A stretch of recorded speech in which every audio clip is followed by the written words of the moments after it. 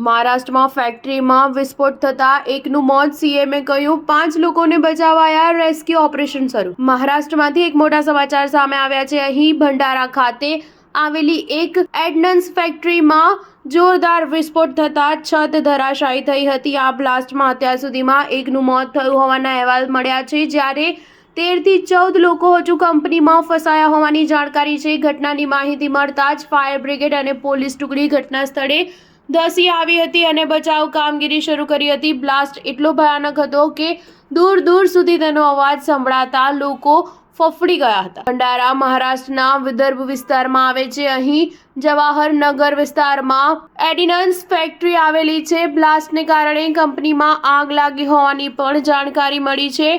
એર્ડનન્સ ફેક્ટરીમાં બ્લાસ્ટ અંગે મુખ્યમંત્રી દેવેન્દ્ર ફડણવીસે ટ્વીટ કરી જણાવ્યું હતું કે એર્ડનન્સ ફેક્ટરીમાં બ્લાસ્ટ થતાં છત ધરાશાયી થઈ હતી। 13 થી 14 કામદારો દટાયા છે। પ્રારંભિક માહિતીના આધારે એક કામદારનું મોત નીપજ્યું છે, જ્યારે 5ને સુરક્ષિત બચાવવામાં આવ્યા છે। જિલ્લા કલેક્ટર અને પોલીસે ઘટના સ્થળે બચાવ કામગીરી હાથ ધરી છે। વિસ્ફોટ થવા પાછળનું કારણ હજી સુધી જાણી શકાયું નથી, પરંતુ અધિકારીઓએ આ મામલે ઝડપથી તપાસ શરૂ કરી દીધી છે। બચાવ અને રાહત કર્મીઓ પણ ઘટના સ્થળે પહોંચ્યા છે અને ઇજાગ્રસ્તોને ઝડપથી સારવાર આપવામાં આવી રહી છે। વિસ્ફોટના કારણે આગ લાગવાથી મૃત્યુઆંક વધવાની આશંકાઓ વ્યક્ત દેખાઈ રહી છે। સ્ટાર ન્યૂઝ 7 હંમેશા સચ્ચાઈની સાથે।